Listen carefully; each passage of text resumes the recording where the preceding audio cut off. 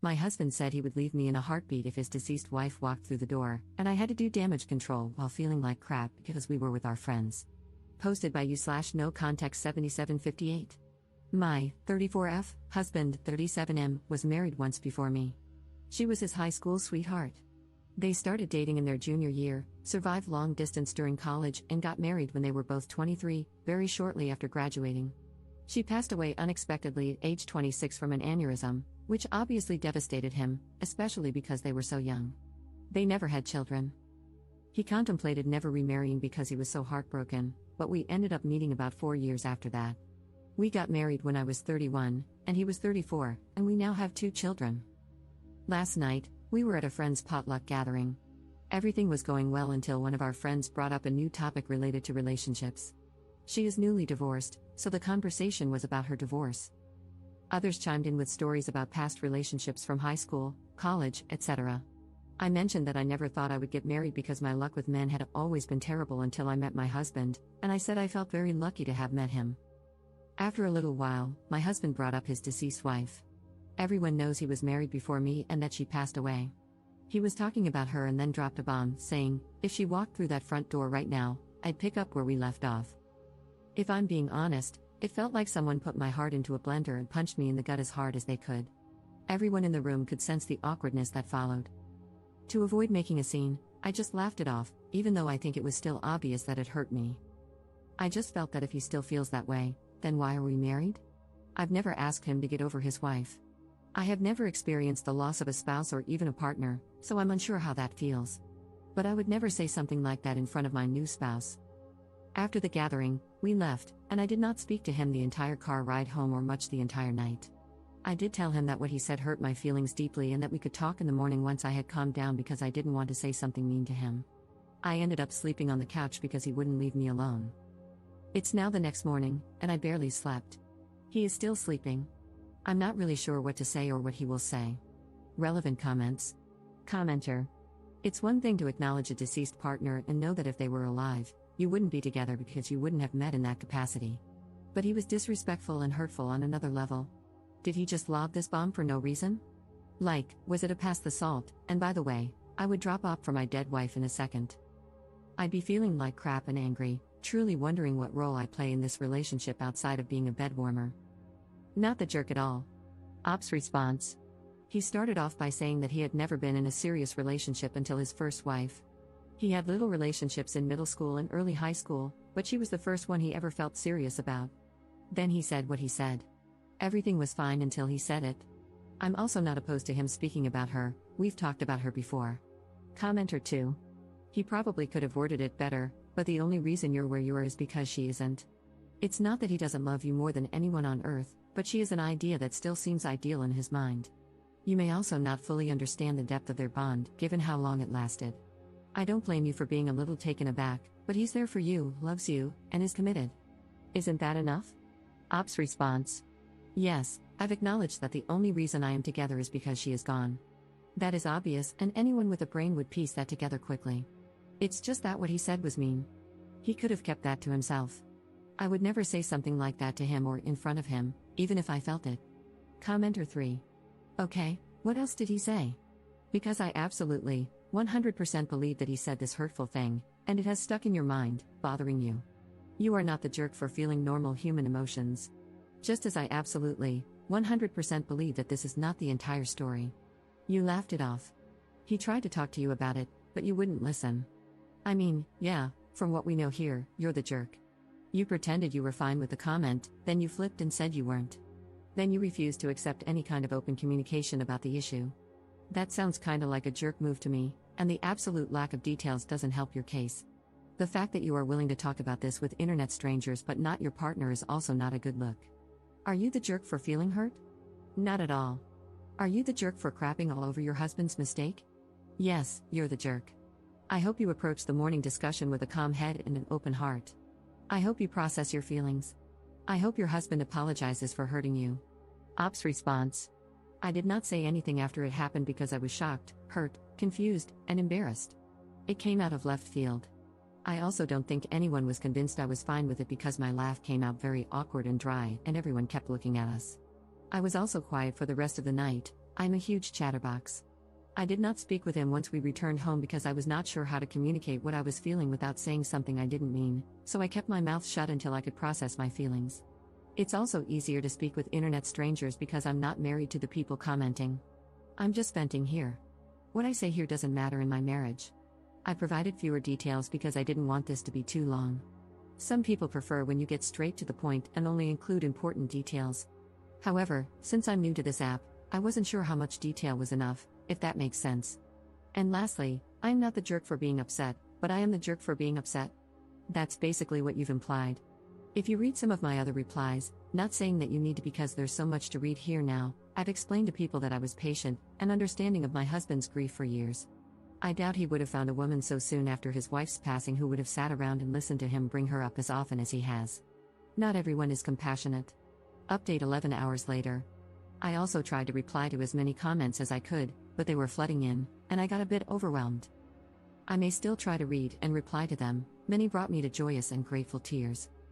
Also, booze was not involved in the sense that he wasn't drunk. My husband is 6 feet 3 inches and almost 250 pounds. He had eaten quite a bit and had one beer. He was practically sober. Anyway, we talked. I asked him to let me go first and not to interrupt. He doesn't usually interrupt anyway. This isn't verbatim, just a rough sketch of how things went. I also included points some of you made, without mentioning that I posted about this, of course. I just want to say that I do not hate you for what you said. I understand where you were coming from.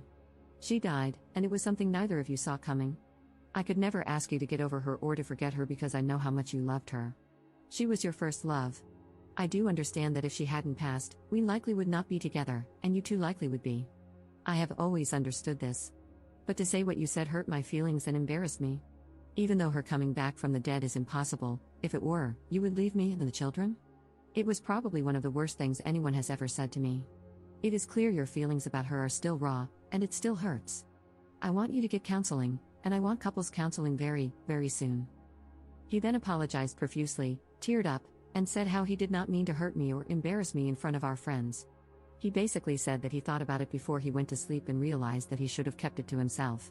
I mean, I can't be angry at him for what he thinks. He loved her, and she died. His feelings are also valid here. He also said that he would never leave me and the children and that what he said was just a poorly thought out and poorly worded statement. He wasn't thinking clearly, and when he said it, he immediately felt that maybe it came out wrong. I asked him how he would feel if I said that to him. He said, "Yeah, it's bad. I know. I shouldn't have said it. I wouldn't be happy. I know you aren't happy. I should have apologized in front of everyone as soon as I said it, or not have said it at all."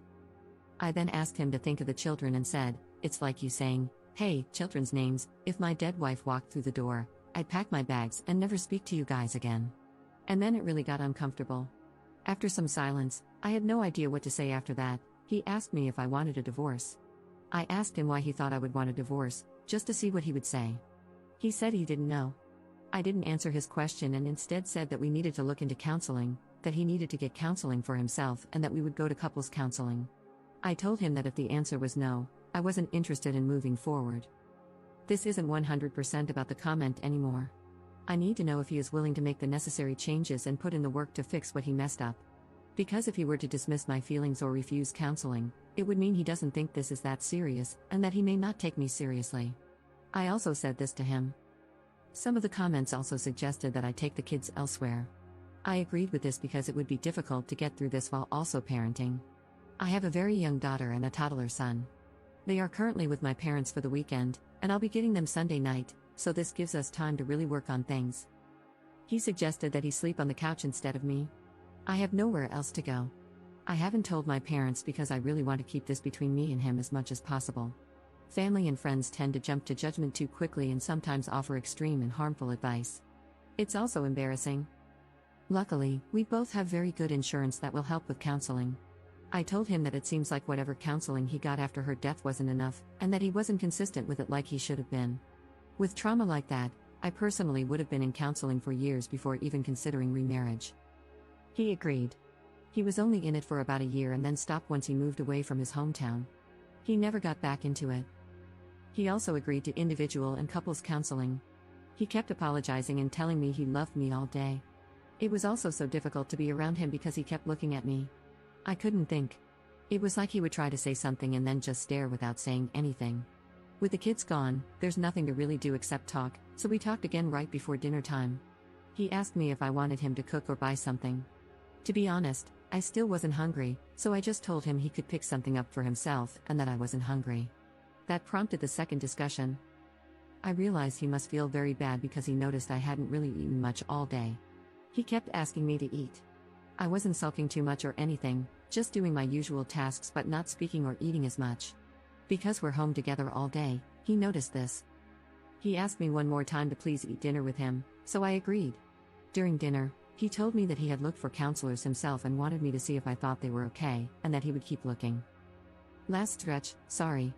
After all of that, I told him that we can't really predict anything until we've met with therapists. I don't want him to keep saying sorry, I want work and change. And then maybe we can move forward, but this is the first step. I don't want to just leave him. I'm also not saying divorce is off the table. I think he is still hurting from her death, and his judgment is very, very clouded. If he didn't love me, I doubt he would have apologized so many times and looked for counselors on his own. A man who doesn't love me probably would have made me look or rejected going altogether. Many people were suggesting otherwise, but I do not think he doesn't love me. I thought about this myself, cried about it, thought of my children, and cried more. I'm not staying for the kids, I'm staying because I want to at least try to fix things. If it cannot be fixed, then at least I tried. We were also very close. Some people were asking how close we were prior to marriage, maybe as a way to gauge the difference between the relationship and ours? Maybe to see if he settled? He was always very romantic, caring, and sweet to me. We've never yelled at each other. When we first started dating, he would plan dates, surprise me, and brag about me to his friends. That's why I am very confused about why he would blurt that out, unless it was just very poor brain-to-mouth coordination. I also told him that I might get a counselor for myself. I don't think I need one, someone suggested it. But I think he needs it more than I do. And because insurance companies are getting worse by the year, 3 counseling bills might be pushing it. I don't know. If I do get one, it's because I don't want to potentially resent him or doubt myself. Some people have been trying to make me doubt myself. Some of the comments were very nasty to me. I appreciate Reddit hiding comments with many downvotes, as they may be mean, but I couldn't help but click. Some of you are very mean and very nasty individuals, and I hope you find happiness one day. There could be another update in the future. I'm not opposed to making one. Thank you all for your kind words and support. I've also responded to everyone who texted me, everyone at the potluck who has my number. 3 people, there were 9 people there, not including us. They've all basically said the same thing, they can't believe he said that, they feel bad for me, they asked if everything is okay, and they said what he said was not okay, etc.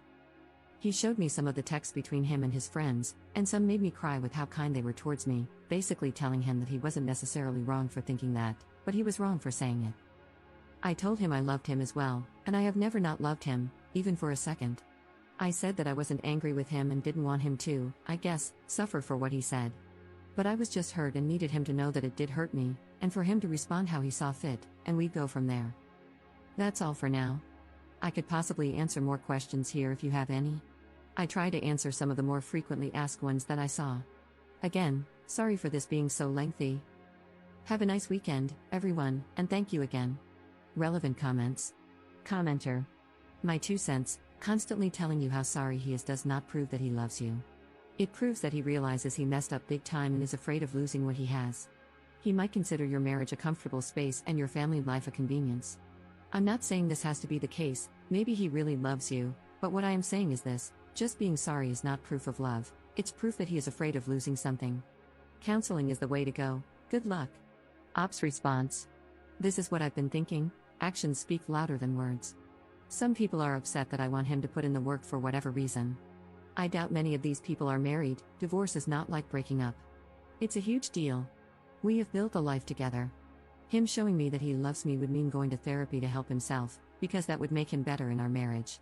It's clear he hasn't healed enough to be present for me, and that is unfair, his own recent words. Commenter 2. I guess I'm the only one who thinks she is taking this way too far. He apologized and admitted that it was a half-formed thought that didn't come out right. He didn't seem to make excuses, just explained why he said it. Now she is thinking about divorce and making all kinds of demands when the most he did was make an insensitive comment and start looking for counselors. You people need to stop telling her that she handled this perfectly because she didn't. She is pouting at home when she should have just accepted his apology and moved on. Being jealous of the dead wife is dumb. Ops response: no, you're not the only one. But that's okay. No one in their right mind is jealous of someone buried in the ground. If I were jealous of her, I would have asked him to never speak of her with me. Whenever he spoke of her, I never shut it down. That would have been cruel. I was a safe space for him to speak, and the only demand I made was for him to go to counseling.